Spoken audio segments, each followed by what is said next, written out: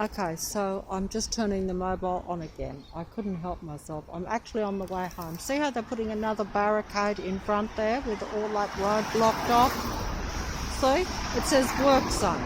That is 3 lots just down a block from where I am, from where I'm walking. But I'm just going to cross over here because I wanted to... I walked past this yesterday and I just want to show it to show you how fake these androids are. How fake they really are, and I'm just going to cross here. Notice how the traffic is cleared because I was just going to walk out in front of it, and they knew that because it was actually quite busy, and now it's cleared because it doesn't want me to show that they won't knock me over. They're not allowed to. They're only allowed to suppress and slowly drain every bit of life, physical, mental and psychological out of you. They're starting to get worried now too because they're like, the only thing she has going for her is the unpredictability that I could step under one of those cars. But of course I can't do that deliberately, I have to do it accidentally. And which is, I'll see how he's blinking his light at me. That's just blatant, but I don't know if it come out on the mobile or not. See, they're slowing up now because they know what I'm thinking. And they've cleared the road for me. I could theoretically walk out in front of that car and it would pull up, even though there's a whole pile up behind. They might beep their horn at the most, but that's about it. See all these people piling up? They're not much, but see how they're piling up around. But I'm just going to go across to this school here and show you something really fake that was put up here only a few days ago. Because I said on my last video, or one of the videos, I'm not sure if I put it out, I said, kiss and make up.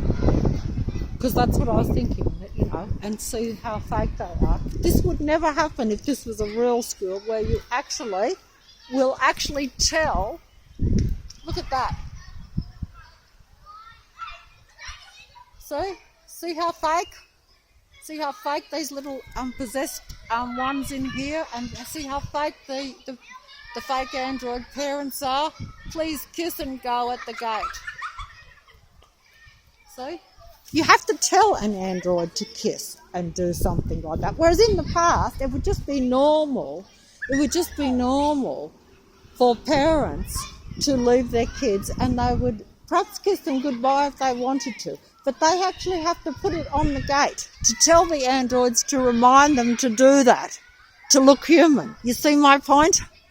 Do you see my point? See how unrealistic? But they're all possessed bloody beings in there anyway. All possessed beings anyway, the little ones and whatever. But they have to stage it. This is a takedown.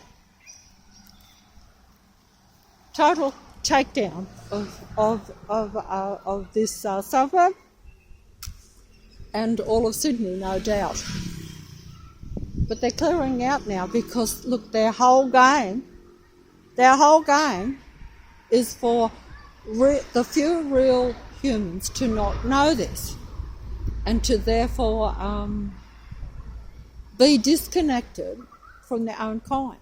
Because these ones that are walking around in front of me, where my line of sight is, that white shirt, they are only connected at a survival level. They have no real input into the reality or any influence. They can only control the reality by controlling me. But they themselves cannot do anything in the reality because they are just survival machines. That's what they are. They are not real people. See how it swung around and there are people coming up behind me. And behind me. See? Doesn't matter where I look. Bus pulling in as soon as I look to the bus stop. As soon as I'm on it, pulls in. People on the bus stop.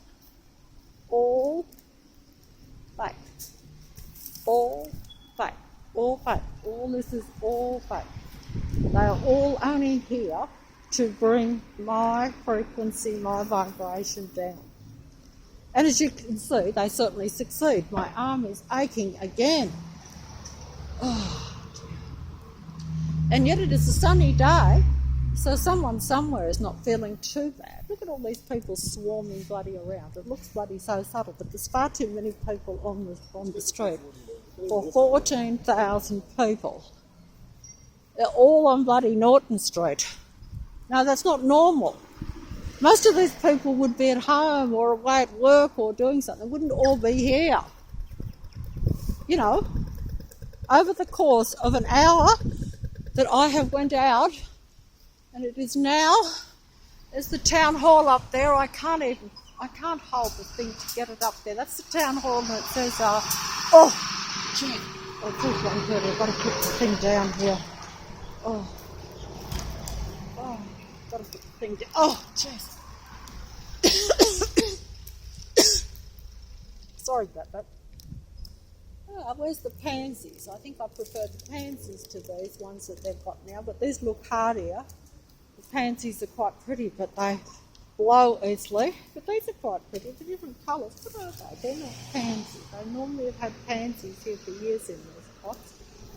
Oh, they're so romantic and so lovey-dovey. And we've got the ram as well. Good God, they're such lucky people. And there's Paul Puddin up there.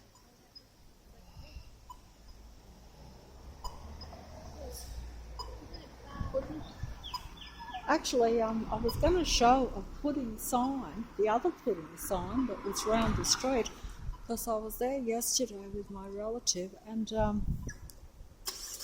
one of those was like on Parramatta Road, but I must have been on the other side, because, you know, with all that work going on, I had to go around. See, there's work being done over there too.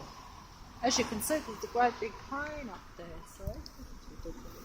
But I might show it another time because I couldn't. But basically, though, it's just psychological rubbish. If I step out on this road now, not a car will hit, even though the lights are not in my favour. Notice how he's getting ready to go when I said that, because they'll have to do the same. You see, they have to outdo you. And I can't believe that I've just crossed the road here because I almost fell over. See how he followed? Because they're bloody insane, let's face it. So did you see what happened there? See how he followed? He stepped out because they have to outdo you, because they're like, oh, if a human does something mad and crazy, even though it would normally be absolute stupidity to walk out on the road when the lights are against you, they will do it because that way they're human, you see, because they're just survival machines. They're not normal. Some of them don't even look bloody normal. I know I shouldn't talk because I look a wreck, but if I wasn't in this matrix with all this stuff being levelled at me, I would look normal.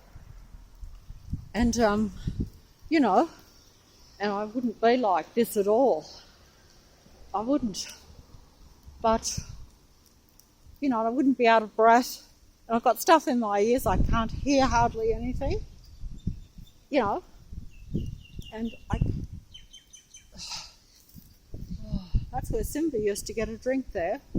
They've still kept the bowl there with the water because we used to get the dog a drink there. He used to like going there to get a drink. He could smell it. Even though he was blind, he'd go up there. You know, he was but that's just another tragedy, the dog. My line of sight, cross in front, you know. But that's just another tragedy that brings you down because, you know, I'll have to put the thing, I'll have to sit down here for a second. I can't believe I'm sitting on the middle of the street and that my arm is sore. I should have been home a lot quicker than this. But stopping and filming and, you know.